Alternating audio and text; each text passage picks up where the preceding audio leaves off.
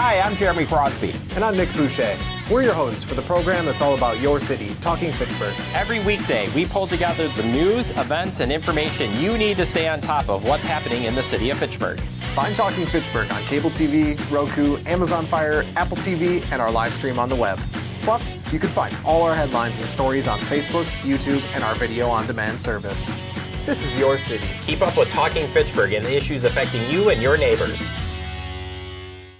Want to know what's happening in your city? Get Notify Me messages from the City of Fitchburg. Visit fitchburgwi.gov on your computer or mobile device and select the big Notify Me button on the left. Enter your email and/or phone number, whichever is best for you to get notifications. Scroll down the list and select all the topics you're interested in to receive email or text messages about. You'll be notified every time one of your topics is updated. Sign up for Notify Me, one more way to keep up with your Fitchburg government.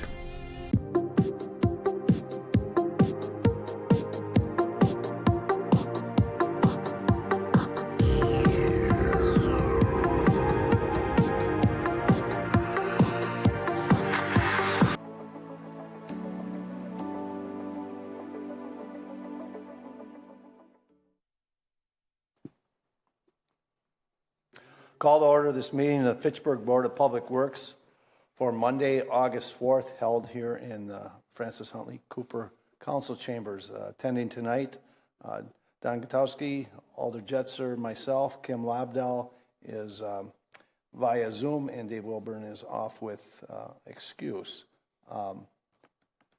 Public appearances for non-agenda items, we do not have any. So at this time, I'll entertain a motion to approve the July 21st meeting minutes. I will move approval of the July 21st meeting minutes. Moved by Alder Jetzer, second by Don. Questions, corrections, additions, changes?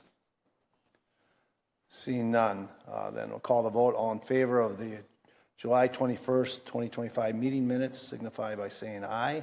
Aye. Aye. The meeting minutes are approved. Next, we have the report of our Director of Public Works, Mr. Tim Volker, PE. Thank you. A couple project updates for the evening. I'll start with our Well 12 project. We recently advertised the well house for well number 12. Well number 12 has been drilled. So the well house was advertised, bids were open today, and we received 3 bids. So we're taking a look at those bids and reviewing them in the next couple of days. So you should be seeing a contract award on an upcoming agenda here shortly. Our Tower D, which is associated with that well, the site grading started last week for that project. So you'll see some equipment and people, the contractor out there moving some earthwork. And then next up is our 2025 street maintenance project. That's our crack filling and chip seal project. The contract award for that project is on tonight's agenda. And then our Sain Road reconstruction project. I'll start with phase 2 of that project. As I mentioned last week, all the underground utilities have been installed except one segment of the stormwater pipe.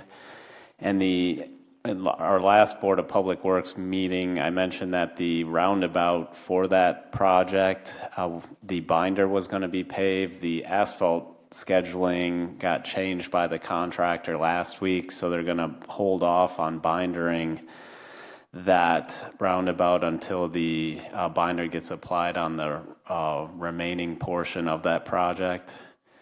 And then for phase 3 of the project, the excavating and backfilling with the select crush material has been completed under the road. The pond excavation is going to be started today, or was started today, and then the contractor is anticipating on installing the culverts and other associated stormwater improvements later this week. And then our 2025 street resurfacing project, the contractor is anticipating paving the binder tomorrow for Went Road, and then also the remaining portion of the City Hall parking lot. And then the surface asphalt would be applied the following day on Wednesday for both Went Road and the City Hall parking lot. And then lastly, our 2025 ARPA street resurfacing project. All the roads have been paved. All that's remaining are some asphalt patching. And then please note for that project, Aztec Trail, Sentinel Pass, and Crescent Road were to be paved this year. However, we're going to hold off and pave those next years due to the rejection of the 2025 Crescent Road Utility Improvements Project bid. And that's the rejection of the bid is on tonight's agenda, so I can get into a little more detail during that agenda item if needed. With that, does anyone have any questions? Open up to the board. I have Don? one question and then one comment. The question I had, someone had asked me about the Stoner Prairie well facility. You got the play equipment up. It's not open yet, but once that well facility is up, are the bathrooms going to be open? Yes, as part of the well house, there are bathrooms going in so that they will be open once we accept that project. Okay. And then my only comment, I had talked to Zach on the utility improvements by TDS in the area. Yes. He said they're not required by state law to send letters when they're coming through and going to be doing something in your backyard or front yard or wherever. But he said they did. They did not send any letters out to my neighbors for the TDS fiber installation there. So if we can encourage them or enforce that when they're going to be doing stuff, it'll help people know that, gee, they're going to be there next week, 2 weeks or whenever. Yeah, for the AT&T TDS, they have been putting up door hangers or putting out notifications. So if an area got missed, we can bring that up to them. But for the most part, they have been doing that. Okay. They haven't yet. They're not rutting up in the backyard. But when I asked Zach, he said they don't have to do that. But okay. Bill? Yeah, Tim, I wonder if you could comment on the lights at Sherrill and Fish Hatch that were blinking for the better part of a week. Yes, so what we, first off, for the city of Fitchburg, the city of Madison maintains the traffic signals within the city of Fitchburg. So when we had reached out to them, letting them know that the lights at that intersection was out, they had sent a crew out to take a look, and just due to some lightning strikes within the area last week, they thought it had hit some internal components, so they were trying to troubleshoot that. Unfortunately, it took several days. I believe they were also looking for some water intrusion within that signal head and wire splicing for that intersection, so that's kind of why they were blinking for multiple days. Just that the troubleshooting took a little bit longer than anticipated. Anything else, Bill? Just one thing, maybe a little bit out of left field here. My wife and I had a long weekend. We were up in Two Rivers enjoying the lake and stuff, and as we were riding around on our rented tandem bike, we couldn't help but notice that nearly all of the residential streets in that much smaller town than Fitchburg are made of concrete.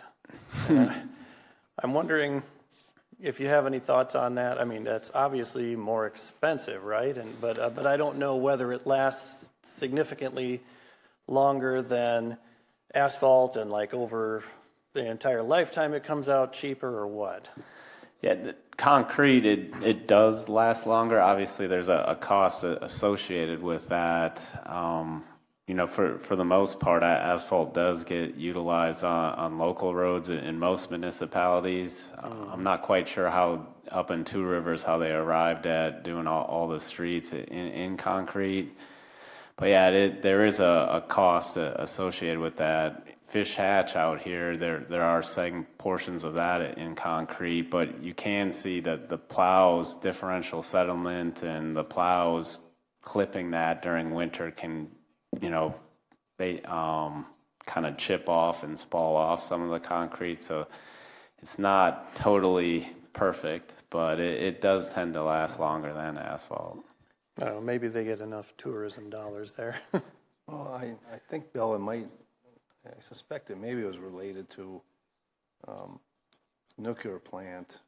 One time when a power plant was in a municipality, they've got all the tax revenue, and which I thought was the best deal because they had to put up with whatever inconvenience. Sure. And then the state, in their infinite wisdom, at some time changed that and divided it amongst the states, so there was no more incentive to site a nuclear power plant in a town. But I think before that law was changed, that might be why they had the money to do their streets that way. I'm speculating a little bit on that, but would be my guess.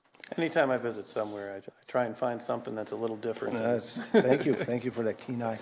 Kim, did you have any questions for Tim? I do not have any questions for Tim. I'm just wondering, can Scott change the view that I'm seeing on this camera? I'm just looking at the corner of the room with a TV on it and not like the speakers. I think he's I don't know if you guys are seeing just the corner of the room also. I'm just seeing you. I can see through the window. He has taken action. Okay. All right. One final Go ahead, thought Don. on the signal one, Tim. I figured it was hit or something went on that fish hatchery and Cheryl one, but if they could change it to all red flash mode when they get hit or knocked down or stuff, because I did see some close calls because the fish hatchery goes into yellow flash mode.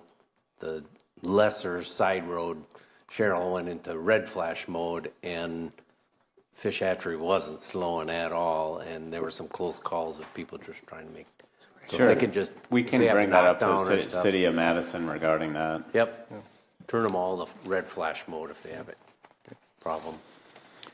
Thank you for that suggestion. I don't know if that's a good idea. I don't know if that's a good idea because you have significantly more traffic on Fish Hatchery Road. That would be like a four-way stop. I think that's going to end up causing you a lot more congestion on Fish Hatchery Road than you understand what's going to happen. I don't know if agree. they can do it for like a certain Yeah. They'll queue up, no time doubt frame, about but it. it is not a good idea to put Fish Hatchery on a stop at that intersection for every single person from a traffic standpoint. Agree. They'll queue up. And we've done that on a lot of state ones where we just put them all in red flash mode and just causes you to get them fixed faster.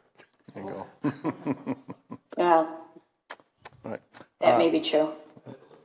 Tim, you mentioned what were the three streets that we were not going to, the ARPA, was it Aztec, Sentinel, and Crescent? Aztec Trail, Sentinel Pass, and Crescent Road. So my question is, are you planning to have the same contractor do those next year, and what will be the adder that they're going to ask us for to do those ones, since it didn't happen this year? And that's what we're evaluating. We're waiting to get the cost from the current contractor, and then if we don't think it's a reasonable cost, we would just rebid, have those three roads included in next year's resurfacing project. Okay, So makes sense.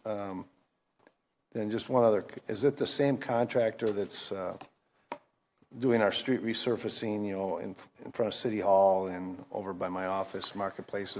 Was that the same contractor doing the work over in Belmar there for us? no, we had two separate resurfacing contractors. So Tri-County was the one doing kind of around City Hall and doing our capital improvement project. Okay. And then the Payne and Dolan was the contractor doing the 2025 ARPA street resurfacing project.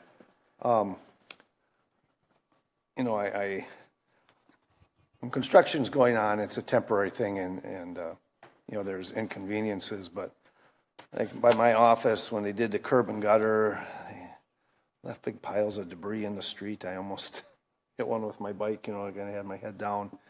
And then in the back of the curbs, I realize they want to restore after it's done, but I didn't think either one of them did a great job of keeping it cleaned up between the various stages. I realized they had a sub do the curb and gutter, and then they had to grind. I understand the process, but I think they could have done a little better job of keeping the debris off the street. Just feedback to you.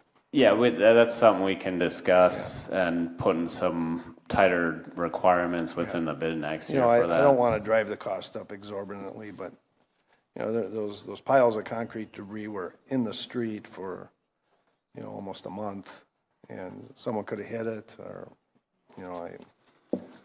again, I'll leave it up to you heard from me, which I heard from many residents. Dave, did you have any questions for Tim? Okay. Anyone else?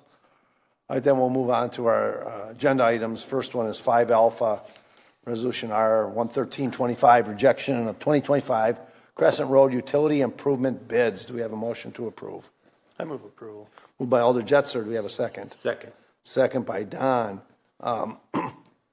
We are rejecting these. A couple of reasons. One, we don't think they can be done by what would be our deadline for street repaving, and also EPA grant for the stormwater is in doubt, or have we lost it? What is the status?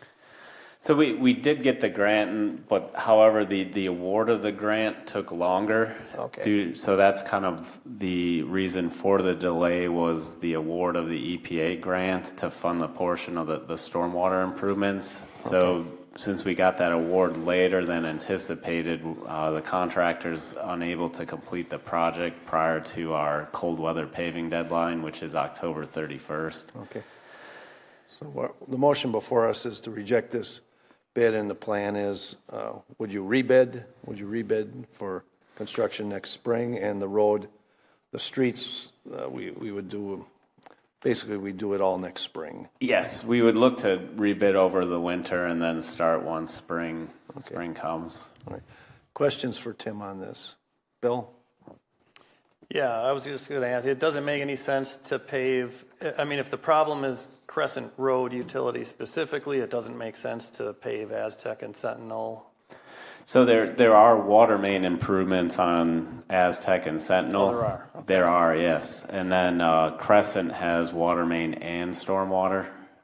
So both utilities are on Crescent. Yeah. So hence the reason all three streets, just due to the water main or the utility improvements. Yeah, we've had a history, I'm a little nervous, going, suspect we won't get through the winter without a break or two in the area. That's been our history recently, but I understand the reason, and I believe this is the best course of action. Other board members, questions for Tim? I don't know if we'll get better bids when you rebid it or not, but if you accept this, do you have to give them then a amendment to say, okay, we'll let you complete it in the following spring? Is that the only other alternative here? That's something we I don't believe discussed, was awarding it and having this contractor construct it next year, just because we only got one bid, and it kind of was, I wouldn't say high, but we would have liked to see more competition, at least another bidder or two. So that's kind of the reasoning. We just wanted to reject and, put it out in winter, and then have the contractors hopefully be hungry to get it on their schedule come spring, summer, and get some more competition. Is there a better month than others that we get them? They're more hungry? I would say over winter, right now it's middle of summer. If their schedule's busy, they're not going to even put forward the effort of submitting a bid. So when you tend to I think, my professional opinion, you put them out this late, you're going to kind of only see one or two maybe come in, just because most of their resources have already been scheduled for the year. So we'd like to get it out, advertise winter, and then start early spring. Yeah, we just had someone who makes his living as a contract engineer.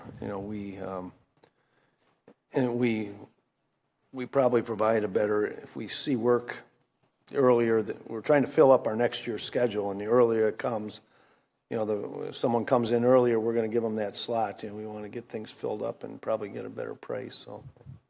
All right. Any other questions? Bill?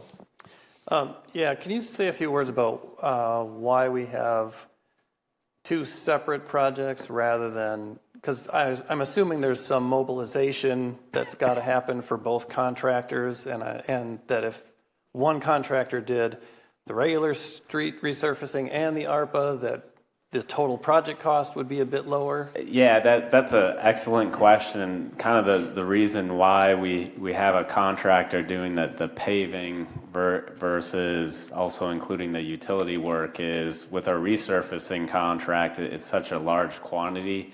So to have the asphalt included in there, you're getting a good unit price. However, if we were to include the utilities in with that asphalt contract, they're just going to subcontract that out and mark it up with a 15-20% overhead. So what we like to do is get a utility contractor in here just to do the utility work, save that 15 to 20% markup, and then once they're done, have our paving contractor with the low unit price bid, just because of the quantities were higher, come in and then pave the road. So that's kind of the reasoning and logic behind these two separate contractors. Maybe I'm confused. I was thinking we had two separate asphalt contractors, one for the ARPA street resurfacing and one for the regular. We do. Okay, so that was my question is, why not have one contractor do all the resurfacing, and we would pay them from both our dedicated funds and from the ARPA money? So the reason there's two separate contractors for the paving is the ARPA project had to be awarded prior to last end of calendar year, so before December 31st, 2024. Mm-hmm. So we awarded it in November, and Payne and Dolan got that contract. And then our 2025 resurfacing budget wasn't available till January 1st, so we had to wait till January to bid it out. And Tri-County was the low bidder, and Payne and Dolan, I believe, was second, and they were relatively close. However, they weren't the low bidder, so hence the two different contractors doing the paving. It's a good question, Bill. Thank you for that answer, Tim. Any other questions on this? Seeing none, we'll call the vote. All in favor of Resolution R-11325, rejection, 2025 Crescent Road Utility Improvement bids, signify by saying aye. Aye. Motion carries. Next, we have Resolution R-12125, approving agreement for professional services for Fitchburg City Hall renovation. Do we have a motion to approve? I so move we approve R-121-25. Okay. We have a second. Second. Moved by Dave, second by Don. Again, I think everyone knows this is with the space that will be freed up with the police department moving out. This is what this is, the remodeling to make the City Hall be able to use that space more efficiently. So I'll turn it over to Tim here, and then we'll let the board weigh in. Sure. The City Hall renovations project has been approved for funds in the capital improvement plan, and the request for proposal for professional services was issued on May 20th, 2025. The RFP was sent to firms that provide these services, and a Class 2 legal notice was published in the Wisconsin State Journal on May 27th, 2025 and June 3rd, 2025, as well as posted on questcdn.com. On June 10th, 2025, 3 proposals were received. A review committee reviewed all 3 proposals, and O'Crowley 646 Design LLC was determined to be the most qualified. There are funds available in the budget for this work, so we're looking for council approval for the selection of O'Crowley 646 Design LLC for the update of space needs study and schematic design for the City Hall renovations in the amount of $49,242.60, and that includes a 10% contingency. Questions for Tim on this? Why didn't we take the low one? So O'Crowley, just based on her qualifications, and then also she has worked with the city previously with the community center expansion. So you're not saying Dimension 4 is not qualified, just the review committee thought O'Crowley was a better fit? Better qualified out of the three. Is none of the new space is going to be open to the public, correct? It's just remodeling mainly the police where they are housed now, and then there's also some ancillary areas on floor 1 and 2 being included with that. Sure. So I was on that review committee, so I can kind of, if you have any questions regarding that, we just felt like O'Crowley was a better fit as part of this project based upon her work experience. So that's why Dimension 4 wasn't selected, just based upon what work she's done previously and elsewhere. Regarding the building itself, she's looking at space needs. So she'll be talking to every department head, talking about what their existing staffing is, what their future staffing is. And as part of that, also be setting up some model or kind of schematic floor plans for each floor level. What's going to happen is as the building is remodeled, the police area will be the first one done. Most likely departments will shift down there, and then where those departments are coming from, whether it be the third floor or second floor, those floors then would be remodeled at that point as well, with the intention of looking at big picture as we look towards the future, because we've obviously outgrown the space, but how do we set this up for today and then also for the next 30 to 40 years? And who else was on the committee with you? Tracy Foss was on that, along with Paul Woodard. Okay. All right, thank you. Board members? I have a question. Go ahead, Kim. I have a question. Yes. A couple different things.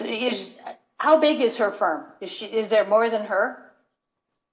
She's got other people that's on her team. I don't recall off the top of my head how many people are in the firm, but she's got a couple of subcontractors and people I know she's working with. I think in the packet it said. Yeah, I know. Like I know 50, she has subs, but she's working with Grafe and she's working with Bachman. But in her firm herself, is she a single person firm? That I don't know. Paul's been kind of leading on this one, so I don't have that in front of me.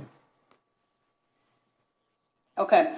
Well, I have a question. I looked at the contract that was in our pack.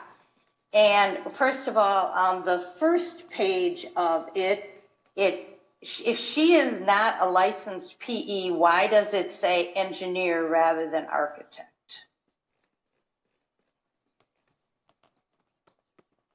Because the contract is with her. And nowhere in the contract that I could see did they list which subs. I mean, it was in her bid and in her proposal, but I did not see it in the contract anywhere where, she's got the total price and she's got like by who's the electrical and plumbing, what the costs are. But I did not see any list of sub firms that she was going to subcontract with in that contract. Yeah, she's not an engineer. I know that. She's not a licensed engineer, I should say. I think what Paul's probably doing here is using our standard agreement, it looks like. And Tim, does that look like the standard kind of agreement we have? Well, I don't think that's appropriate because she's not an engineer. Yeah, that's something we can revise. And then also on the template, Kim, we can revise engineer to read architect, and then it looks like it also states engineering services, so we can revise that accordingly.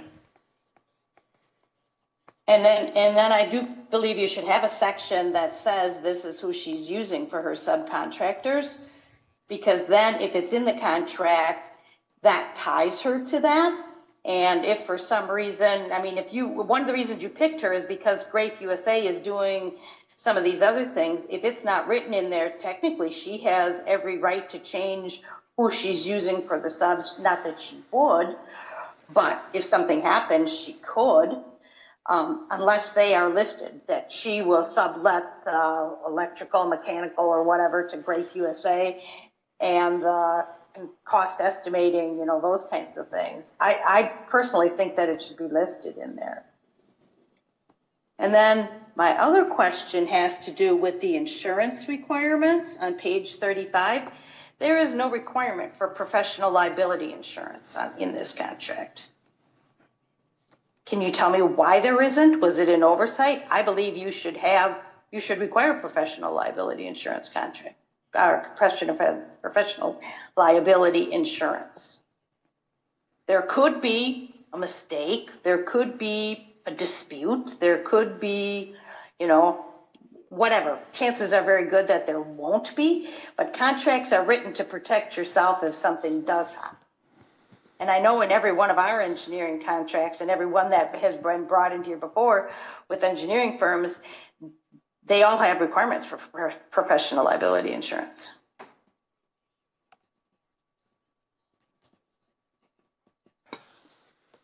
Do you know, was that purposely taken out, Tim?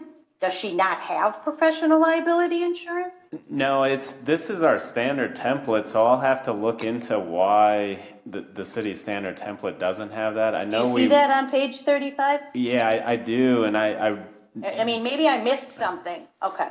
I do recall us sending our insurance requirements to CIVMIC, our insurance provider, and seeing, you know, having them double check our limits to make sure, you know, they're appropriate. So let me kind of dig into this a little bit deeper with that correspondence that happened a couple months ago and see why. And then we can revise this contract accordingly based on what they tell us. Yeah, so I'm hearing. So by approving this resolution, are we approving this form of contract, or is it just the selection of O'Crawley and not this contract? I think want to do is maybe make an amendment to revise the be it further resolved clause to have the city engineer, you know, any minor edits by the city attorney or city engineer, and then we can make those necessary changes to the agreement. Is something like professional liability insurance still considered a minor amendment to that contract? Yeah. Okay. Unless she doesn't have it. I can't imagine she wouldn't. With the work that she's done, she would have to have some kind of professional liability insurance. Architects do on it. That's why I was wondering if she was a single person firm. Because if she's a single person firm, I don't know, the requirements may be different. I know it is for workers' comp, you don't have to have it, but you still have to have professional liability. For her own benefit, she would want to protect herself. Mm-hmm.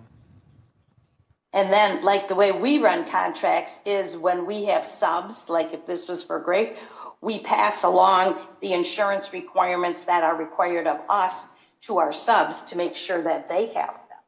And if she passes along, I mean, I know Grafe has professional liability insurance, but if it's not really written in there as a requirement, then, and you do have to be careful with the words between engineer and architect because they are two separate licensing entities. And architects are not allowed to do engineering drawings, which is, I'm sure, why she has Grafe on it. So I just think you need to take a look at the contract, considering that you're giving it to an architect and not to an engineer, which is fine. I mean, I think it's more appropriate for an architect to do it. I believe that's right. But I just think the language needs to reflect that. Well, would someone like to propose an amendment to add a whereas clause, whereas in the document, the engineering services will be changed in all places to architectural services, and city engineer will research the professional liability requirement before. I will make that amendment, Dave. Okay, and this would be, we would expect we would, all right, so we have an amendment on the floor. Is there any, we have a second to that amendment? Second. Okay. Any discussions? Yeah, I would just add, if approved as amended, we would, prior to council, we'd like, we would like the contract revised, with these two things, or an answer on the second one and the first one, architectural services. Okay. All right, then we'll call vote. All in favor of the amendment, signify by saying. And can we, wait, Dave, Go can ahead, we Kim. make sure that they list their subcontractors in the contract also, please? Is that a requirement that we would, I guess, Kim, I'm asking you, I think she'd have, if she's planning to use subs, can we compel her to, which subs she's going to use? Maybe Tim can. Yeah, Tim. If that was part of the selection committee, Yeah, okay. Adam, you want to weigh in on that? Did you evaluate that? I know Grave, and I think we could put something in there. I'm not concerned about putting it in there as long as there's flexibility that if there was a change that, we can approve it as staff. If she had okay, I'm with you. Yeah, I mean, I'm fine putting it in just as long as we have some wiggle room on that. Okay. Is that something we normally do on projects? Because we've got to sign a lot of contracts that involve subs, and is that something we do as a matter of course? No. Not, Yeah, we do it on all of our engineering contracts if we have subs listed. Like with contractors, when the item goes out to bid and is advertised, typically there's a subcontractor section in there where they need to provide us a list. And then if it does change, they need to get our approval prior to. So say a contract, and this is on the construction side, if a contractor's out there and they change their electrical sub, they need to, provide us their information on the new company, kind of qualifications. So we do check that. so she has, is Grave listed in here right now or not? It was listed in her proposal, in her RFP, Okay, her response to the RFP, but it is not listed in the contract. okay. So would you? The other thing you can do is you could attach The RFP. her proposal as an attachment to the contract too, because they're listed in there. And then if she changes, then it would have to be approved by the staff and the Board of Public Works. I'm fine with that, so you Em and Tim plan on attaching her proposal to this contract, and we would ask, is this coming before council on the 12th or the 13th? Is that the plan? So Next week. So we'd ask these revisions be taken, be done by that time prior to council. All right. Well, so Tim, do you want to just read back what you think the amendment looks like? The amendment is to have the city engineer look into the professional liability insurance requirements, and then to also have the contract language modified wherever engineer is listed to have it architect, and then also either attach the proposal from O'Crowley 646 to the contract, or have a section specifically listing the subcontractors. That sounds like what we talked about. Yes. I'll call the vote. All in favor of the amendment. Yep, perfect. I agree with that. Signify by saying aye. Aye. Opposed? The amendment carries. Aye. Now on to the initial motion. Any other questions? Go ahead, Don. I'll introduce it as a different amendment. Okay. With it, based on the two projects Project 1 and Project 2 list as part of their credentials on there. I'm not overly enamored on the public space use for those. Hence my question, is this going to be open to public? It sounds like it's internal, more shifting, cubicle shifting, realignment with it. So the public looking in, asking, are probably going to wonder why we're not going with low bid. And I didn't hear that Dimension 4 was not qualified or wasn't good to use. We just have a higher comfort level with this firm than Dimension 4. My proposal is we use the low bid. Make all the contract changes that were recommended, amendment, but we go with low bid. Board members, I'm going to rely on you to weigh in.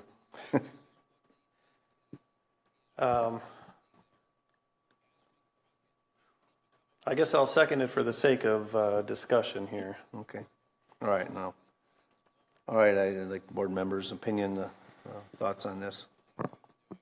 I would like to hear more from Adam. I mean, normally we rely on whenever we get something like this in front of us, we kind of trust the selection committee to have made the appropriate choice.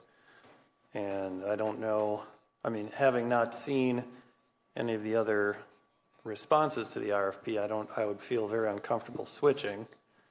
Adam, if you can weigh in on that. Yeah, I'm trying to find my notes from scoring these from a couple months ago. So if you could give me a second here. And I'll also just make a note that the third RFP response is, more than twice as much as the two that we're talking about. So I think and I'll speak only to myself, not the rest of the group, I think they all scored, comparably for all three of us. Edinburgh, I mean, that one from our standpoint was just not, from a price standpoint, wasn't, well beyond that. Was, quite honestly, wasn't much consideration once we saw it was $90,000 some. O'Crowley and Dimension 4 were pretty close. I think part of it for me personally, and kind of looking at the work, I think O'Crowley is a little more outside the box, more on the cutting edge of what office spaces might look like now and in the future, just based on my personal experience from previous employment elsewhere. Dimension 4, they can get the job done. I'm not concerned about that, but I think as we look at this space, we want it to be a bright, opening, welcoming space. And I think O'Crowley had more in that proposal, from my standpoint, that it was going to create that, whether it be from light, color, design materials. Right now we've got a cube farm back there, both in the second and third floor. We don't want that 20, 30 years from now. We want something that people can walk into and have that, I want to work here type of experience. And quite honestly, for me, that's where I looked at some of the stuff she did, where I felt it would maybe take it to that one level above. So the price is a little bit more, but from my standpoint, I thought we might get more of that, I don't want to say cutting edge, but maybe just a little more creative, kind of open design as we look at that space. To your question earlier about what's going to be open to the public, I don't see much changing of kind of how our layout is behind here. I mean, there could be some minor modifications, like the coat closet. I've yet to see a coat in the coat closet, but I don't see anything significant. I mean, even in this room, I've had some conversations with Dawn about this room, and you're definitely looking at carpet, but you're not talking about layout changes. And this is the initial kind of space needs of looking at the space as well, too. So just from my standpoint, though, I felt like she was maybe a step above where Dimension was, for more of that, looking towards that future, maybe just having that more of a unique, positive experience for staff of, at that level. So that's where I was personally. Dave, so I want to weigh in here a little bit. Go ahead,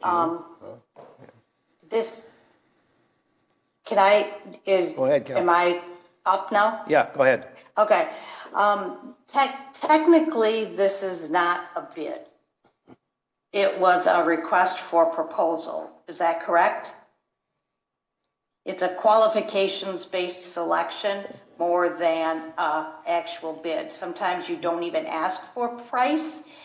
At the time you're doing the qualifications-based selection, you pick the firm that's most qualified, and then you try to, you negotiate as to what you think is a reasonable price. Sometimes people ask for a range of costs. If there's any scope items that could be clarified, or if the cost comes in a little too high and you don't want that, say, okay, so instead of having 3 meetings with all these committees, we're only going to have 2 or that kind of thing. So personally, professional services, I mean, and Don, you know this as well as I do, sometimes they are bid, but any kind of them that have federal money in, they're not allowed to bid those. They have to be based on qualifications-based selection. So if you sometimes, like I said, you get a price just to make sure a range or that people are in the same ballpark. So like you said, if the one was double, you're like, well, they would have to be way above and beyond for them to even be considered. But so I don't really have an issue with the $5,000-$6,000 difference. If you select it based on you think that they're more qualified and you'll get closer to the actual result and the product that you want out of it, because I don't look at this as an actual bid. I look at it as a proposal, and then you're picking, who best envisioned what it was the city was trying to put together in this paperwork and could send that back to you. And if the selection committee felt that they were going to get a better product out of this, in my opinion, I think we should just leave it. I'll also note that, the mayor put a placeholder in the CIP of $5 million. So when we're talking about a $7,000 difference on $5 million,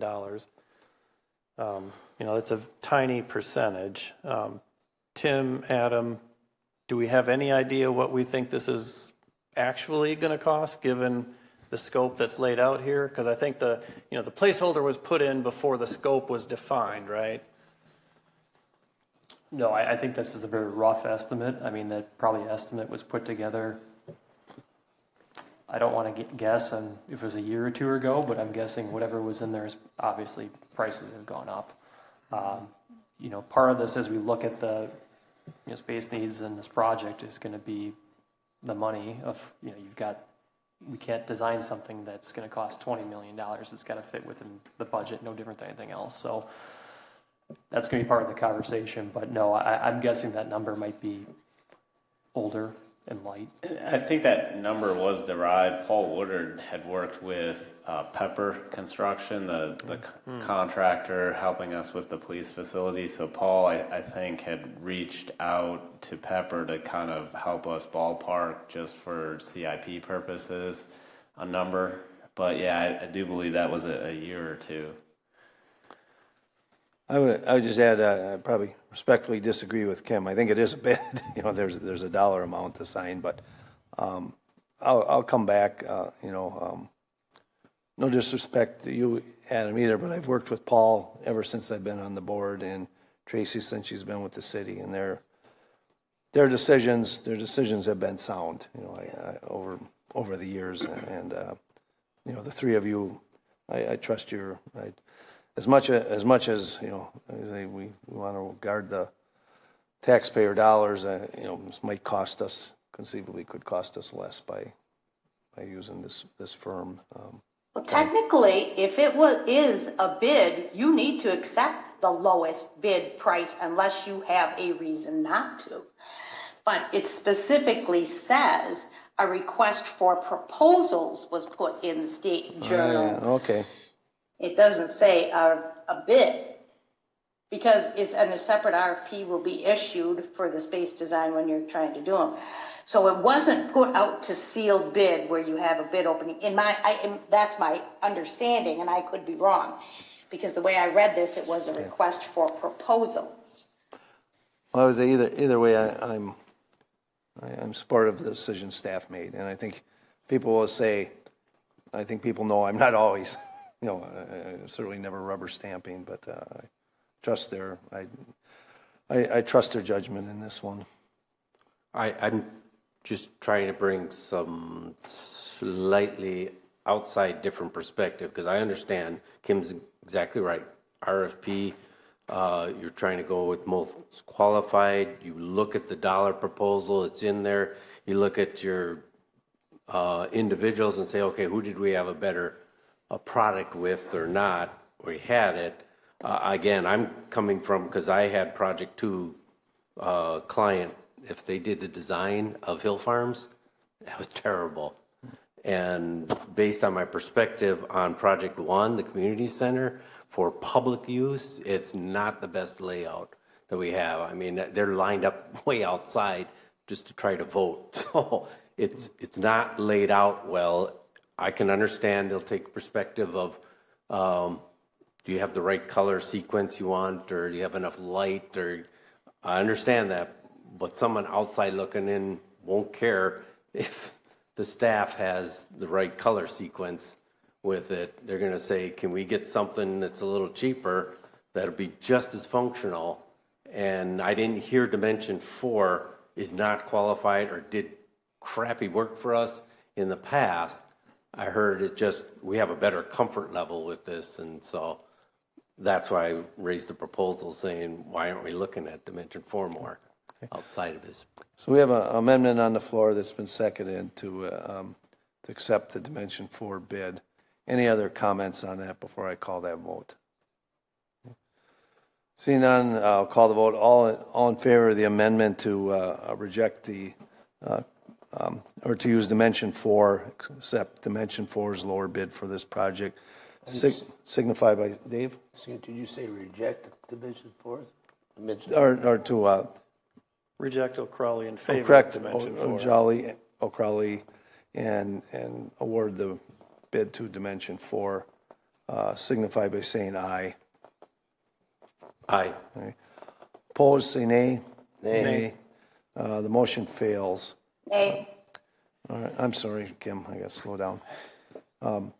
Back to the initial resolution now. We have an amended resolution R 13625 with the stipulations that we spelled out in the first amendment. All in favor of the amendment? This is 121. I'm sorry. 25. 121.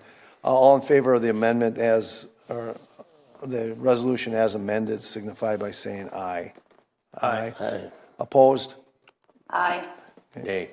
Nay. Record show Don was opposed to that. Okay. All right. On to our next one. Next we have Resolution R 13625 authorizing acceptance of 2025 surface maintenance bid. Do we have a motion to approve? I'll move approval. Moved by Alder Jetzer. Do we have a second? Second. Second by Don. So we are planning to award this to Farner Asphalt Sealers. Low bid of $363,526. Farner has done work in the city before, and I'll let Tim add anything else he wants here.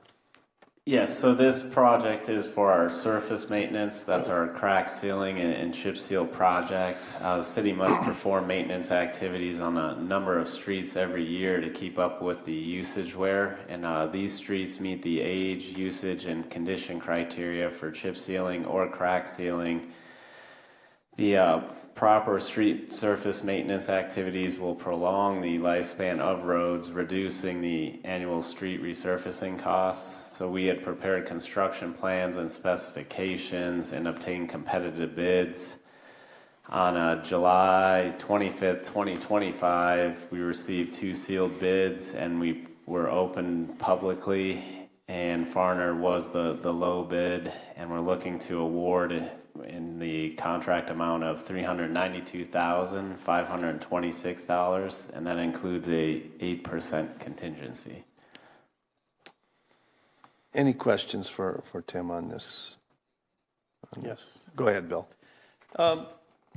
So can you talk a little bit about how the streets were selected? I looked through some of these and I was a little confused.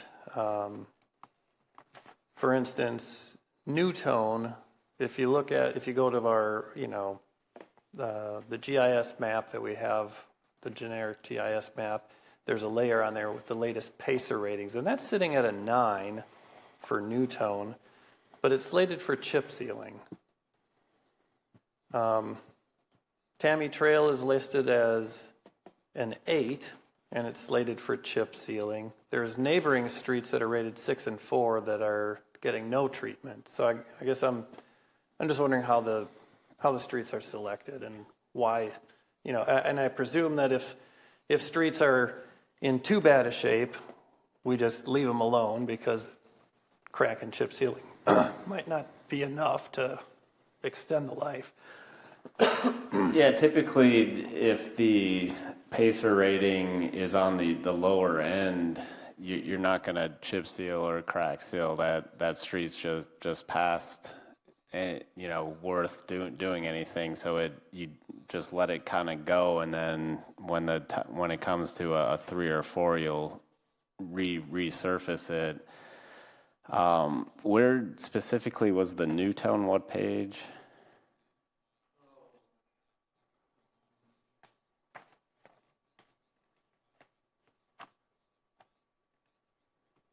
Looks like 344.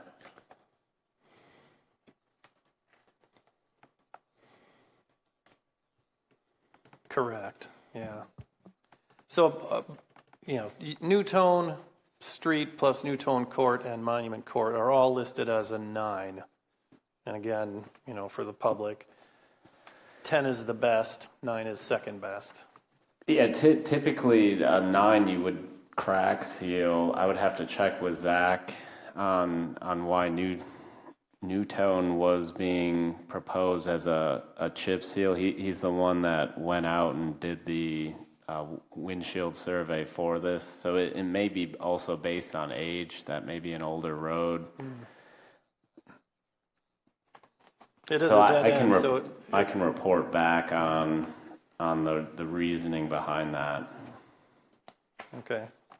But yeah, typically, if it's a pacer rating of 10, the 9 and 8 you'll want to crack seal. And once it hits the 8, 7 is when it would be an ideal candidate for the chip seal.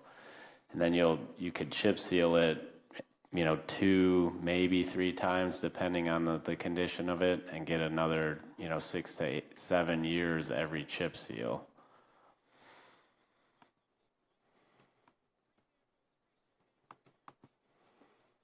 So in answer to Bill's question, can you explain, Tim, briefly as to how you did come up with it? Did you guys look at passer ratings, or was it mostly through a field inventory, or? Yeah, it was both. So it's first you start out at the desk looking at the pacer ratings, and then we physically go drive the roads to make sure nothing's changed since the last time those pacer ratings are done. Pacer ratings are done every 2 years. So I believe those are the pacer ratings that Bill was looking at were almost 2 years old, because we'll be redoing them here shortly. Correct. Yeah, those are from fall of 2023. So we might just want to, he might have saw something different in the field where it did deteriorate faster, or, maybe that 9 wasn't as accurate as a 9 should have been. It's a very, multiple people do the pacer rating, so a 9 could be an 8 to someone else. So there is some objectivity in rating these roads.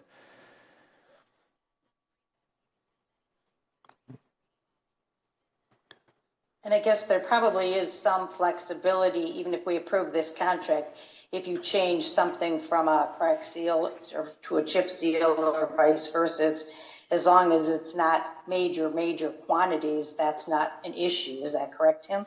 That is correct.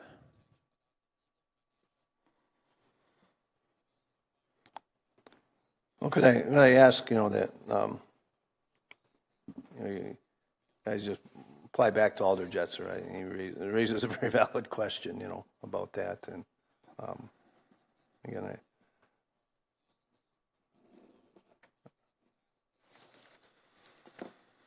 but otherwise, I don't have any further questions. Does anyone else? Tim, you have latitude in this contract to shut them down early if the weather is getting cold, or stop them from starting too early based on weather? Yes, weather we would monitor that. So if it does get too cold, we're hoping to be done before the cold weather. We've reached out to the contractor, and this agenda item is actually being direct referred just to save us 2 weeks to get started. They're ready to, they wanted to start the day we opened the bid. So we're looking to award this at next week's council meeting, and then they would start shortly after that and hopefully be done end of September, early October. One thing I'd ask, they follow our requirements for signage and notification of the neighbors. You know, I'm still getting emails from that one guy, that one resident whose tires got tar on them last year, and so you can't catch everything, but just ask them to be diligent about getting the signs up and notifying people on their streets. Will do. We got a protective layer of tar on his tires for free. He didn't view it that way. And another question: can you explain what's going on with Terra Vesa and the curb line cracks in the median on all of the streets in Terra Vesa? And if you look at, let's see what page this is going to be on, page 346. The entirety of Terra Vesa is circle, and it says for roads in the circle, fill the curb line crack in the median only. The edge curb line crack is left unfilled. I'm just wondering if there was some systemic issue with the way the streets were paved in there, in that neighborhood, you know? I think what it refers to is the joint between the pavement and the median curb. Right. And basically that's a point of where water can protrude into the road section and get into the base. So what we've been doing the last couple of years is we've actually been applying a joint sealer in between a concrete curb and the asphalt pavement to stop water from penetrating. I'll double check with Zach. I think he may have used the word crack in lieu of joint, but I'll confirm that in my email when I follow up with the previous question for him. But this has been standard practice, and maybe I just didn't read close enough last year? No, I'll have to check. He may have used the word, I think the crack is, he should have used the word joint, but Sure. I'll double check with him. But is that something that we would normally do? Yeah, last year when you guys approved this was kind of our first year with that. So we were crack sealing certain joints where the curb met up with the asphalt. I believe it was Quarry Hill, that neighborhood we did. I want to say off Fitzrona Lacey, or is that Quarry Ridge?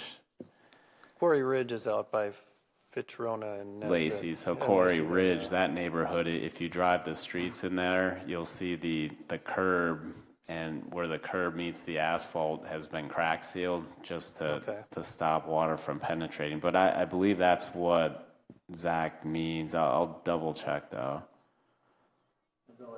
You know, we resurfaced the street in front of my office, and you know, after the first layer, they put a seal around the curb, so that's exactly what it's for. You know, to stop that water egress. Good question. Thank you for raising that. Anyone else have a question? Just one final question. I don't know if you know this off the top of your head. I didn't add up all the linear feet, but can you tell us, like, ballpark, how many miles of road are we talking about here?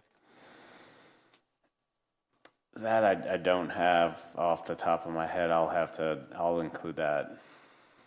But it's measured in the tens, right? I mean, I guess my point is that this, the surface maintenance is a pretty good use of our money. You know, we can cover a lot of miles of road, fixing little things here and there to extend the life, like you say, for 5 to 7 years, and it costs relatively little to do that. I mean, given that resurfacing is costing us in the neighborhood of $500,000 per mile, here we're talking about spending $300,000 or $400,000 for probably several tens of miles of touch-up on the roads.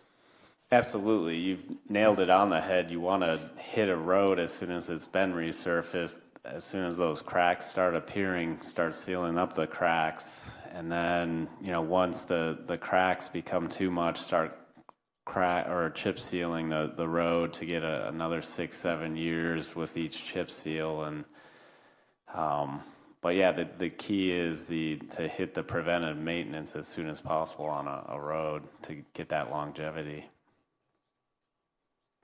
Anything else? Tim, Go ahead. page 309 of 310, you had the two proposals in there. There's a lot of lump sum items in there, and between the two bidders, there's a big swing between a lot of them. Are those lump sums, are we subject to a lot of change orders or amendments or something? Is there something funky in there that they would be bidding them so wildly different? So the lump sum quantities are mainly for the crack sealing of the road. We don't break it down in gallons, and it's a lump sum price, and we haven't seen any change orders to date on our projects for crack sealing with a lump sum quantity. But yeah, there will be different pricing based on the contractors. But Farner overall was the low bid, but some of their line items may be higher than Scott, but ultimately, total project-wise, they came in lower. Correct assumption that both bidders probably went out and looked at all these streets before bidding it? Absolutely. Yeah, okay. So. Yeah, it struck me that, one's bidding it at 200 and the other's bidding at 2,000. So someone saw a lot more cracks than the other. And so I was just wondering, are we subject to a change order if we said, hey, you didn't get all the cracks? We're 200 versus 2,000? Yeah, if you look at the bottom ones even, they're at 300, and the other side it's 2,000, 5,000, and right. They're just way out of the ballpark compared to the others. So someone saw a lot more cracks than the other. And I was just curious that, are we going to get dinged later for a change order if we say, hey, you didn't get all the cracks? But it doesn't sound like we'll have it be a problem. So.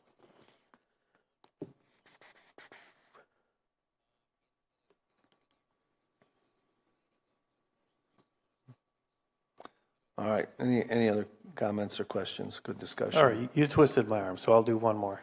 Okay. Yeah, so I see there's a line item for removing 9,000 feet of paint, but then we're putting back, 20,000 feet of paint. So particularly out in Southdale, Novation Parkway, that we're not doing any maintenance there, we're just restriping, sounds like? Yes, so that's kind of why there's that big difference between we're only removing 9,000 where we're adding almost 20,000. Most of that's coming from that neighborhood, and then so they don't have to remove the remnants of the paint that's already there. They can paint right over the top of that. Yes, well, most of it's just worn off. It's just a latex paint. Mm-hmm. So yeah, latex we can go over, and then the paint removal is, I believe, on Haight Farms Road. We're going to remove that before that road gets chip sealed.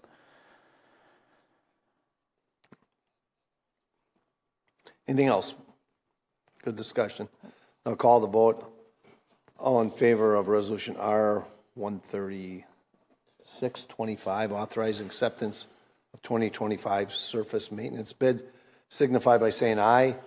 Aye. Aye. Aye. Opposed? Motion carries unanimously.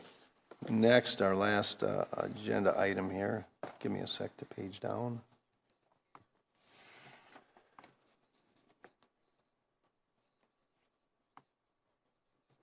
We have resolution Resolution R 13825, authorizing acceptance of Chicory Meadows Park bid. Do we have a motion to approve? I'll move approval. Moved by Alder Jetzer. Do we have a second? Second. Second by Don. I believe you've all seen the pictures, the condition. We all know it has deteriorated, and we went out to bid, and the bids came in for the work 20% higher than we had estimated. Estimated. The mayor reached out to the two alders there, myself and Joe Maldonado, and we both favored trying to find a way to come up with the extra money to complete the work thoroughly.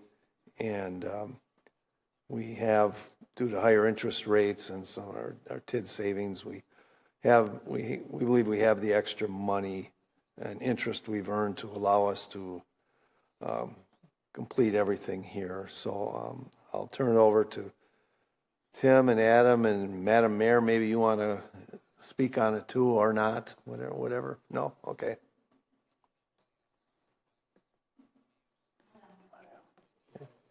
You can. So we did put this out for bids. As Alder Herbst explained, we received one bid as part of this. That was from Parisi Construction. The low bid, there was a base bid. The base bid was a full court, basketball court, and then 2 tennis courts. Alternative one was the full basketball court, the full tennis court, and then 2 pickleball courts, if I have that correct. And then alternative 2, which is the one that we're recommending as staff, which is the low bid, that is the full basketball court, and then 1 tennis court that also then is a pickleball court that will be striped and could be converted and played as pickleball. So with that, we're recommending to move forward with the alternative 2, which is that full basketball court and tennis/pickleball court. This does take a budget amendment, just the fact that the bids did come in higher. We're also recommending a 10% contingency for the project, and this would take a budget amendment by the council to transfer those funds out of the TID closure with the interest and move those into this account. The goal is to still complete this project by the end of this year, fully acknowledging that that's going to be tight. So this is being direct referred to the council for their meeting next Tuesday in an effort to kind of keep this moving and hopefully get this done this year. So one of the tennis courts will go away. Correct. Okay. All right. So I have a question. What was the bid on, or how much more was the bid on alternate 1 with the 1 tennis courts and then the separate pickleball courts? These facilities are used a lot. And to eliminate 1 of the tennis courts, 1 of the whole areas, and have only 1 as an option of either tennis or pickleball, you're going to have a lot of people backed up and a lot of, like I said, this is right in my backyard and I look at it all the time. And every single time I'm looking out there, both tennis courts are in use, and probably 75% of the time they are in use as pickleball courts. So the base bid, which was So why did we go with alternate 2? Yep. So the base bid was the full basketball court with those 2 tennis courts. That was approximately $327,000. Alternative 1, which is the full court basketball court, the 1 tennis court, and the 2 pickleball courts, that was approximately $319,000. We went with alternative 1 because it was the significantly lower than, alternative 2. Yes, thank you. It is confusing. We went with alternative 2 because it was the lower bid of the bunch. And from a staff standpoint, that was our recommendation. How are we getting 2 pickleball, 1 tennis and 2 pickleball? I didn't think you could. The pickleball courts are smaller, so I don't think I'm plugged in here. We're looking at fitting 2 pickleball courts where 1 of the tennis courts was? Yeah, so you'd have the basketball court on the west side, you'd Yes. have the tennis court in the middle, and on the east side, you'd have the pickleball courts. And I think with the pickleball courts, it becomes a little bit smaller because the width of those courts are not as wide as a typical tennis court. I think there was a layout somewhere. That's Yeah, correct. I think, can you, I guess Yeah, and if you look up at the screen, Yep. here's one of the layouts. This was design option 3. alternative 2, I think we called it.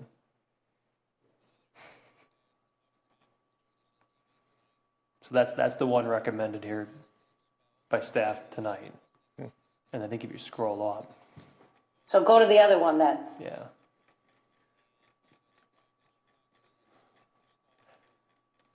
Yeah, there you Okay, had just it. stop. Yeah, there we go. Okay, so that's the one with the 2 pickleball courts. The whole area kind of shrinks slightly. The whole kind of length of it or width of it. From the base bid, but it is bigger than alternate 2. Correct. I do have a question. This is one of the few parks that actually has 2 basketball courts. Is the other one going to go away eventually, so you won't have an expense with that down the road? I think the plan for the time being, it's going to stay. I think that's always up for conversation. It's a half court and obviously kind of up the hill a little more a ways. But that's probably a future conversation. There isn't a plan for it to go away, but it's probably more of a budgetary item at some point. Does it go away? Is probably a good question. It wasn't in the dialogues, I guess, for you're trying to save a few bucks. Maybe part of the scenario is you pick this alternative and say the other one goes away, and then you'll be saving money in the long run. Oh, you could, yeah. It's still there today, though, ultimately. So, I mean, I can't say it's in decent enough shape. We're not going to rip it out, obviously. But I think it's a valid question when that comes up. Well, I'm just trying. I understand people are saying, oh, it's a little higher and maybe we shouldn't do it. But if you look at the overall scheme of the park and say, we only need 1 basketball court, let's just leave it here, and the other one goes away, we'll save money in the long run, and that would be maybe a win-win. The question I have is, in the initial proposal we talked about, we had a single bidder, and we said, let's reject it and go when they're hungry. Why don't we reject this and go when they're hungry, and they'll bid on it lower? So, we did talk about that as staff. So just, for next year, we are planning on doing the Swan Creek courts as well.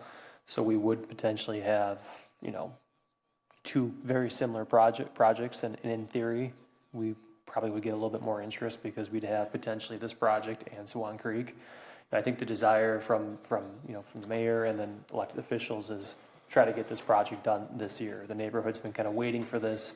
And if that's the desire, I mean, we've got 1 bid to kind of work with on this. And so we're moving forward with it. But that was definitely something that we did talk about as staff. I've been getting harangued, for 2 years. And the mayor has too. And I can't blame him.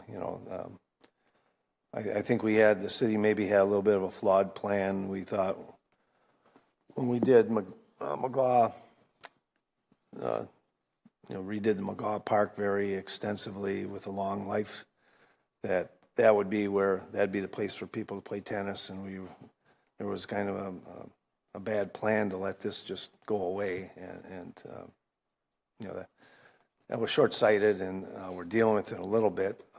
As I look at it, going by there a lot on my bike, there's not that much basketball being played. My preference would be to just keep the other basketball court, not have this one, and have the tennis and the 2 pickleball courts. If I'm looking at utilization and what's going on, I think that then we can maintain the other basketball court is not in disarray. It can be maintained. Whether crack seal or grind and resurface. That one we didn't let fall into disrepair. That would be my preference. To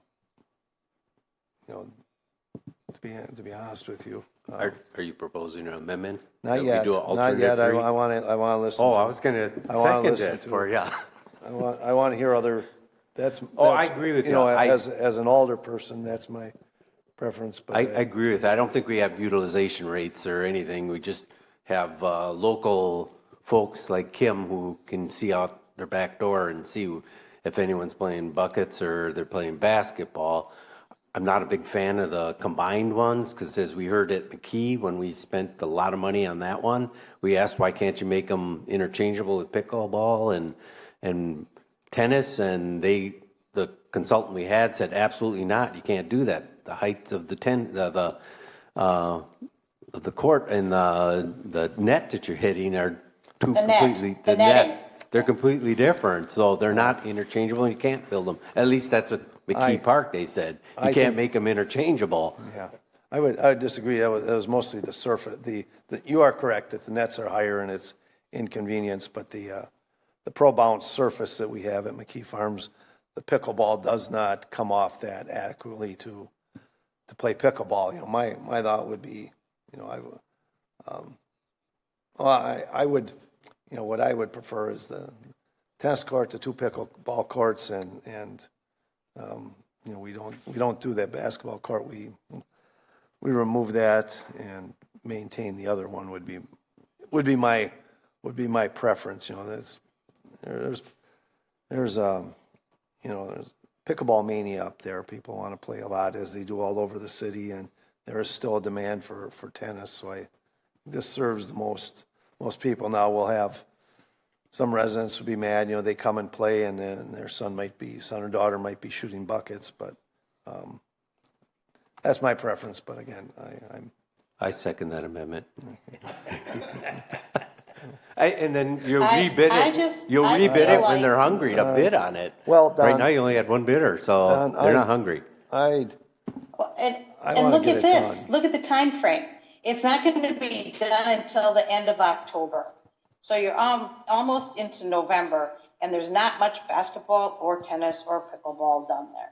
So if you can get at it right in the spring, you're not losing. I mean, yes, I do know they're in bad shape, and I know people have been waiting to have them repaired for quite a long time.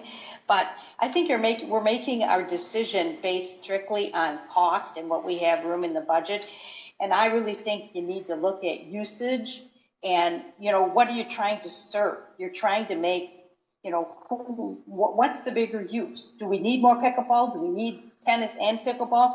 People do not like the interchange. I guess from listening to Adam, I just feel like the majority of the decision is based strictly on, because this is all the money we have, this is what we're going to try to do. But is it the right thing to do? Well, you're willing to go to your neighbors and tell them it's going to be delayed. You know, that's. Yeah, please, Madam Mayor. It's not. It's. Yeah. So we had a discussion with Adam about when to bring this forward, and when I was elder of that part of the city, we had a neighbor talking about this tennis court condition for many years. We promised them to fix it last year. Then we didn't do it last year, and we said we are doing it in 25. And we are receiving, there is a group of people that they are very, they're sending a lot of email, they're very loud. And I don't want to lose the credibility of the city when we start promising that we are going to build something and then we don't do it. I think I understand, King, when you said, yeah, the tennis court, maybe they are not going to be ready to play this year, but at least we are showing them that we are keeping our word and we are moving forward with that so they can enjoy in the spring the tennis court are ready for them next year instead of waiting another year for them to enjoy those tennis courts. So and I think yes, this is why I decided to move it forward.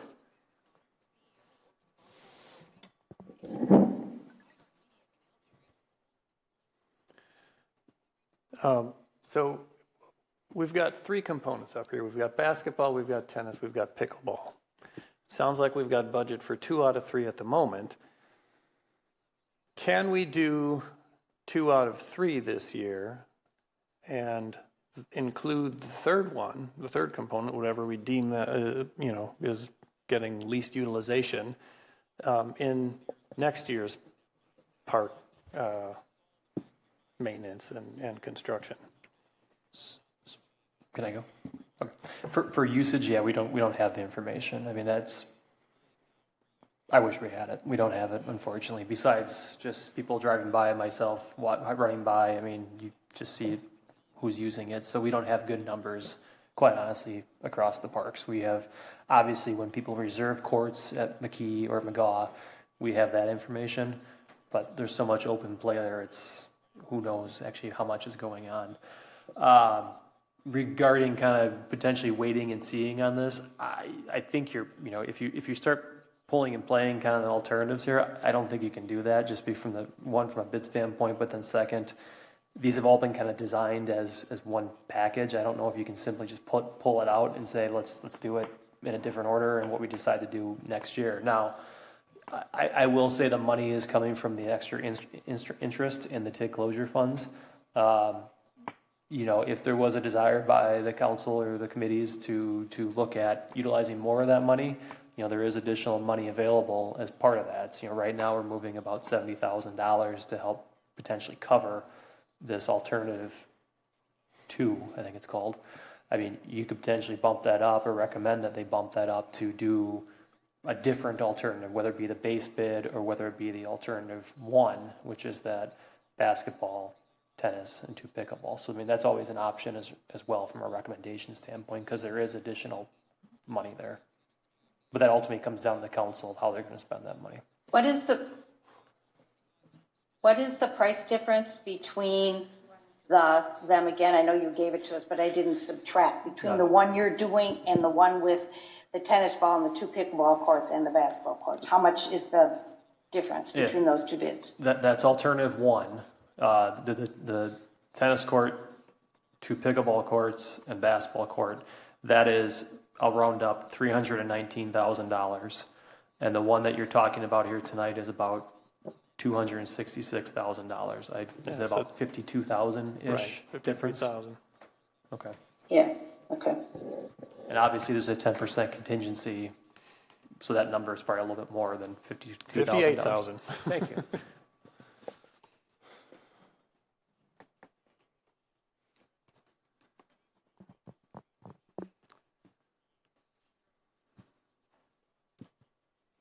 Well, we have 2 alders on our committee. What do you think the council's feeling would be with using more money and doing the other one? As they say in German, wer weiß, who knows? It's not their district. Or Bill, it's not Bill's district, it's mine. Yeah, it was your district before, yeah. I can easily see, just anecdotally, I've seen both tennis courts in use any number of times, and I can easily see if we reduce this to 1 court, if somebody wants to play tennis, somebody wants to play pickleball, and somebody's going home and coming back a few hours later. From a design perspective, alternate 1, I think, maybe makes the most sense given, the popularity of pickleball today. So we'd always have 1 tennis court available, and, pickleball I think is a little more accessible, so it, kids can play it with their parents. It's not as, I don't know, it just seems, like I said, more accessible to a wider demographic. So this would be ideally my favorite layout. The fact that it's going to cost an extra $53K is a little problematic, or $58, $59K when you factor in the extra 10%. Yeah, I don't think the neighborhood would be happy with just the 1 court. They're going to pitchforks and torches would be out at my house, I think. Well, and would it be more or fewer pitchforks and torches than if we pushed it off another year? I just, Bill, from the budget, from Adam is right, we'd get a better price on both of them, but we've been promising, it'd be nice if right away beginning of March they're able to use the darn thing, and if they get it done, even early November, we've had weather that people could be using these things well into, My other concern is, like we're saying, maybe if we do this with Swan Creek, it could be cheaper next year. I don't think anything is going to be cheaper next year. So, with everything that's going on and tariff and, construction cost, This is my other concern. Good point, Madam Mayor. Yeah. And I normally wouldn't disagree, except for we just had the previous item where we said we only had one bidder, and we'd probably get it cheaper if we bid it in the winter time. Yeah. And Parisi's a contractor we use for roads, we use for other stuff. They're just not hungry. So if there's competition, we'll get a better price, because that's what we just said on the roadway project. And again, there's people that are upset you're not getting at the roadway stuff fast enough either. So you're going to always have someone upset you're not getting through all the stuff right away. To me, it's take the time and say, are we getting at the utilization? I liked your proposal to say take the basketball out and put the pickleball and tennis in there. It sounds like the highest use in Fitchburg right now. Well, and maybe Adam or Tim can talk about what that might do to the timeline, given that, you know, these designs are as they are, and if we introduce a fourth design, what kind of a delay does that entail? Yeah, I think if you're looking at that fourth option, I think we're probably going to have to redesign it a little bit, and we're going to bid with Swan Creek for next year. I mean, we're already really tight in the time here. I mean, it's going to be tough to get it done this year as is. Can you comment on the timing of this advertisement? It was July 1st and 8th, you know, rather than ideally January or February. Yep.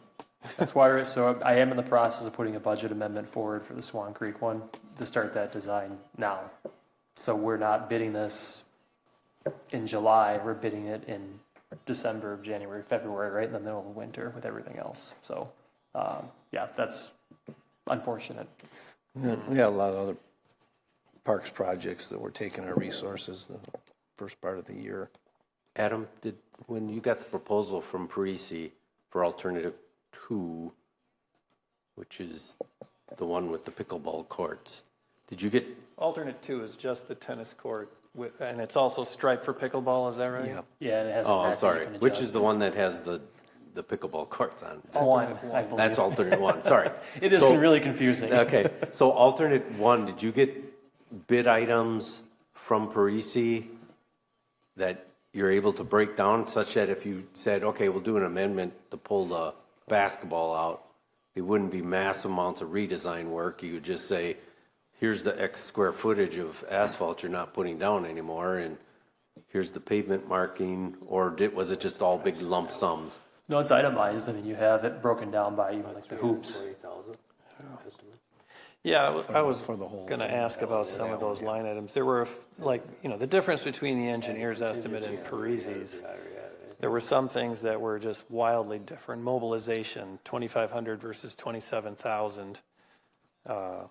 Laser grading, 5,500 versus 13. Temporary lines for fall and spring, 2,000 versus 19,000. Landscaping, 10,000 versus 22. You have any commentary on that at all, or? We would tend to agree that there were some significant differences there. We feel that probably some that might, you know, on the Parisi side, that it might be a little higher than what we would anticipate. And then some on the engineering estimates, like mobilization, 2,500, that's, quite honestly, that's very low. I mean, we usually see 15, 20,000 just across the board on most for that. So yeah, I mean, even the landscaping and restoration, I mean, I think 28 is probably high. I mean, that was a conversation we had when we looked at these of, you know, hindsight's 2020, but maybe for that price, you know, staff could have done the work ourselves with our current crew, and, you know, if that's just reseeding grass, putting down matting, we can do that. How's that Friends of the Park group coming along, Dave? We were getting close. I was thinking the same thing. I think we could. You know, the neighborhood has clamored. I don't think I'd have a hard time mobilizing them to help with that type of effort. But you know, would reduce the cost some. You know, I will say using, you know, this also does have that fiberglass material over the top of it. That's what Fred does as part of his design. Unlike the McGaw ones, McKee also has that fiberglass over it. The intent of that long term is it should hold up better and not have as much cracking. So there is an additional kind of feature when you go with Fred, I forget his last name, Kohlberg, I think his name is. He has fiberglass that's kind of coated across the top of it. So that's one of the line items you can kind of see in the list there is there's a cost to that, obviously. But the intent of that is hopefully that helps protect us long-term, longer from that crack filling and trying to have to resurface these within 15, 20 years. So it's asphalt, fiberglass, and paint. Yeah, that's my understanding. I've gotten a really dumbed down version of this. That's my understanding of what it is. That was going to be my last question on there was, we've got some pretty large cracks in there right now. Like you could easily break a toe if you're not careful there. And how do you prevent that with asphalt in the future? And it sounds like this is it. The intention, this is it. I mean, right now, if you go to McGaw, the pickleball courts out there, we're starting to see cracks out there. Now we're seeing them where we want to see them. So it's not surprising where we're getting cracks, but we're seeing cracks there. We've got cracks down at Wildwood South. I mean, that's another court that's going to need some significant maintenance here in the next year or two, just because of the cracks and the age of it. They, just like the roads, they take a beating, and the winters do not love these things. But the intent of the fiberglass is hopefully to lessen and soften that and give it some extra life. Do they have any real world experience, or is this a new thing?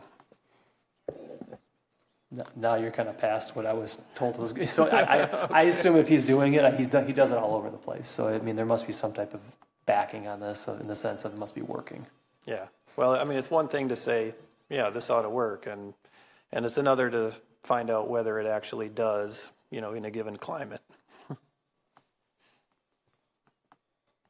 Contractually, just so I have clarity, if we recommend alternative 1 with a recommendation to do a contract mod such that the 50 by 80 foot basketball court gets delayed, can you do that, or is there a lot of redesign, or is the contractor going to scream, say, I didn't bid it that way, or what?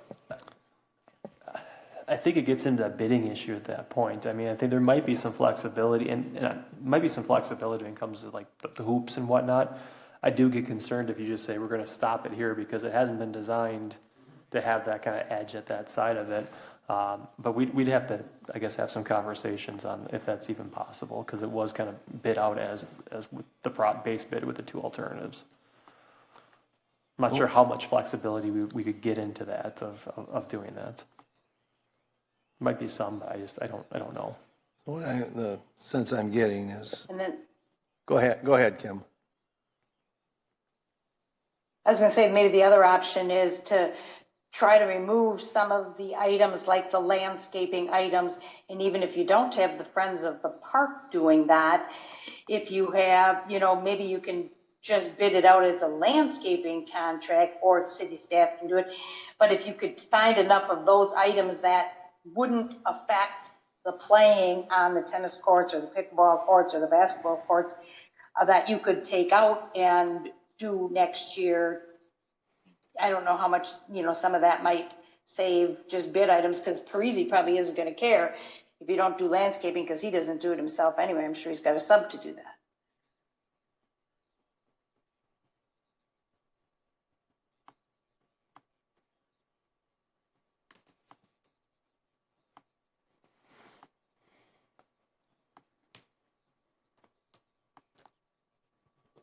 Well, we tossed it around enough tonight. Are we going to come up with something here? Well, Well, Dave was talking about an amendment to it, and I really like that proposal, because I think it'll give you latitude with the locals and in park planning to say, just how many basketball courts do we need in this park? And then your ultimate game plan will be, we're not going to, when the other one comes due to get fixed, you're just not going to fix it anymore. You'll remove it.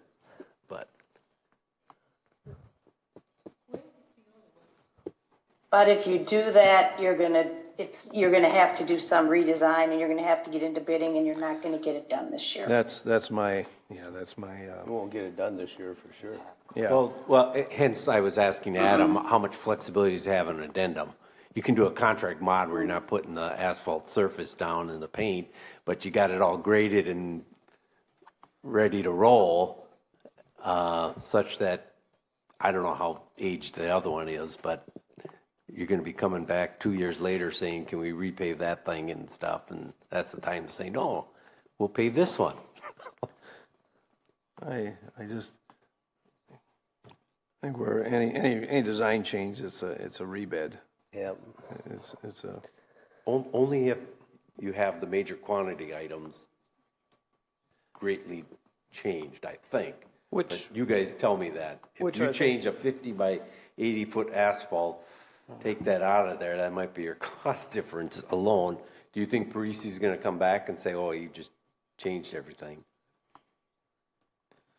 well, that's my preference. If I could remove the basketball court and get it done this year, that's my preference. I think that. Move it, you say? No, I'm saying remove the basketball court and do the tennis and the 2 pickleball courts would be my reference to get the price down. Some of the items, like Adam and Tim tell me, could Public Works with our front end loader, could we get the blacktop out? Could we demo it? I don't know about demoing. I think the restoration, I know that was one that I heard right away from park staff of, we could handle the restoration of it. Demo, I give a little pause to of. Well, that's what I'm asking you guys. Yeah. Can you tell me what in temporary lines for fall and spring actually means? So my understanding is based on the timing of this, if they're going to try to get some paint down on it this year, I think it's a timing of the paint, if I recall correctly. So there's temporary lines they put down because the paint, there's a curing time. I forget if it's for the fiberglass, I forget if it's for the paint, but there's a certain time period, I think, where they can get the lines down and they have to wait a certain time period before they can actually put down the permanent paint, if I recall. But I could be wrong on that, but that's what I remember in my memory for some reason. I mean, that's one of the larger discrepancies in here, what does it say? $1,600 was the engineer's estimate, and then they bid $13,000. So, like, if we could just do away with a temporary line item, that could, save $10,000 or more. After this meeting, we can go back and we can talk to probably Tracy and just see how much flexibility we have. Obviously, I need to check on that before if we can start pulling items out of here.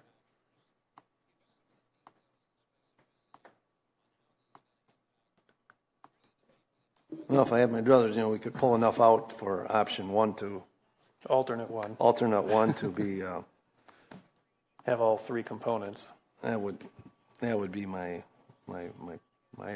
that'd be my preference. Gives them neighborhood what they want, but I am, I'm concerned about the additional funds. The funds are there. I mean, I'm just to be clear. The funds are there. If there's additional funds, there is funds there. It's just the priority and policy of how it's spent. Adam, the funds are there for alternate 1? There's enough funding for that with the money we're shifting. The interest.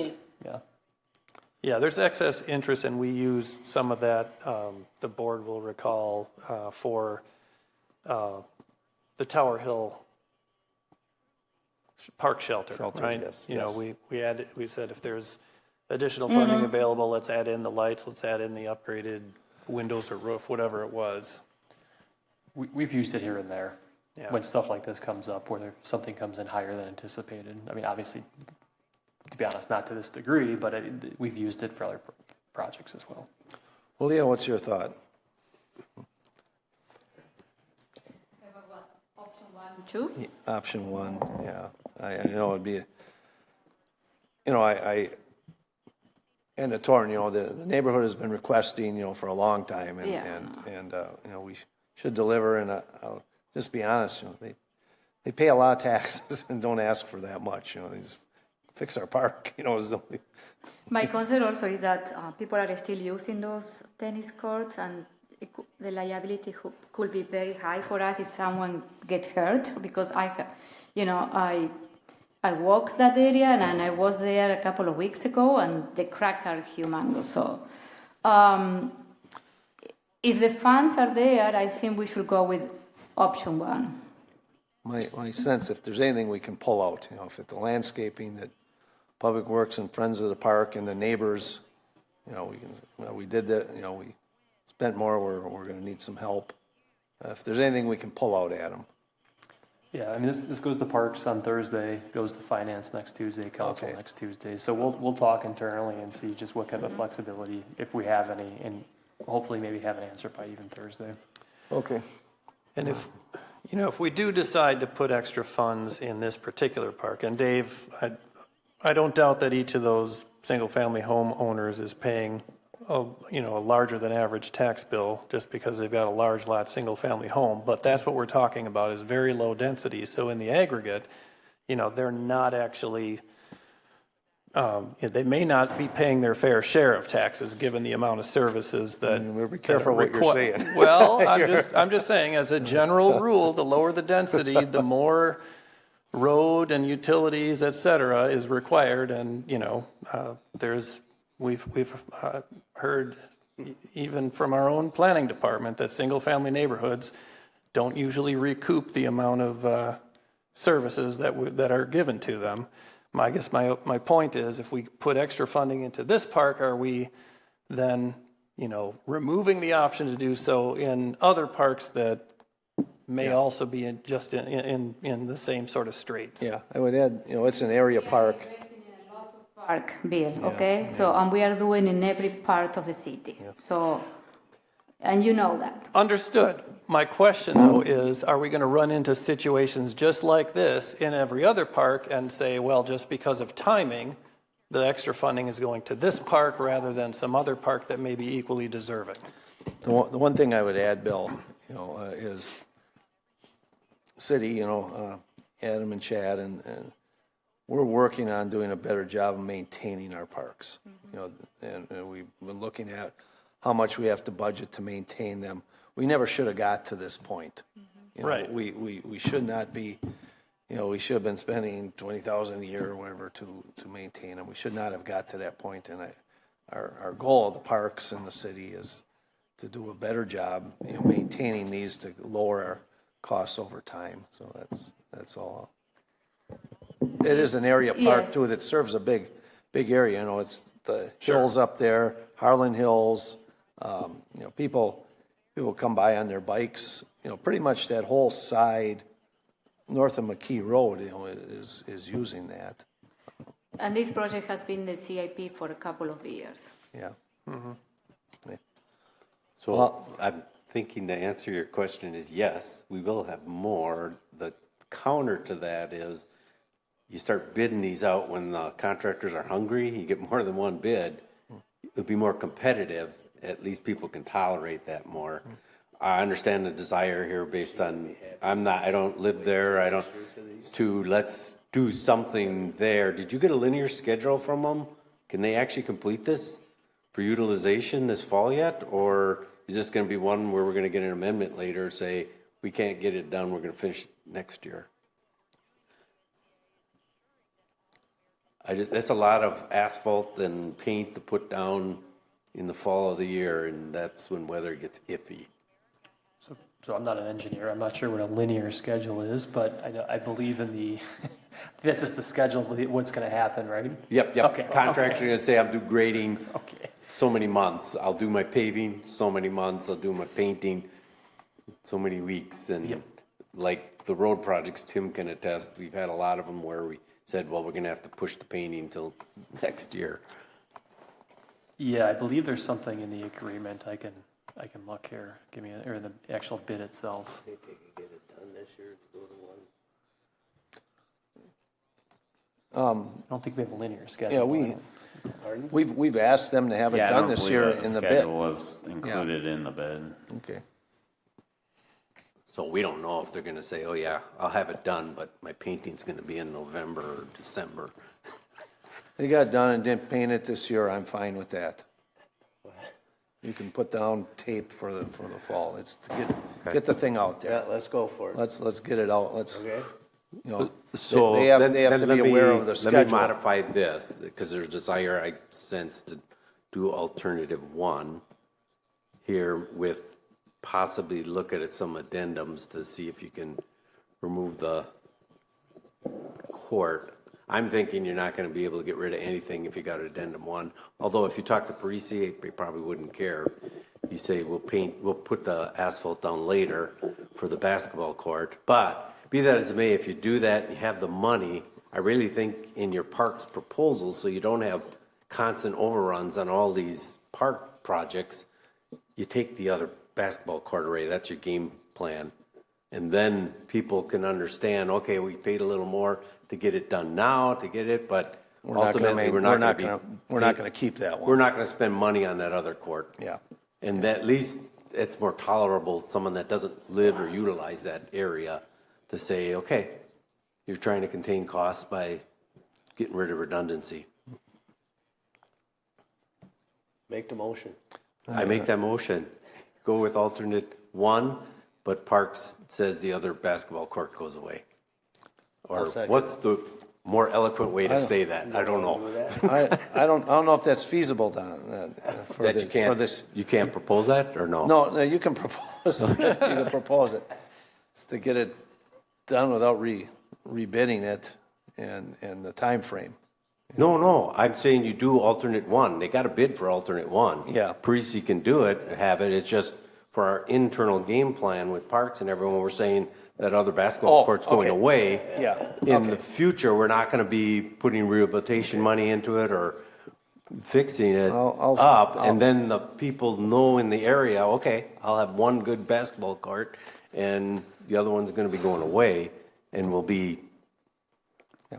I'll second that motion. I would add, Adam, Can we add in there, Dave, to look at if there's any items that could be removed, such as the landscaping and that kind of stuff too? That's what I was going to direct to Adam, see if what you could pull out.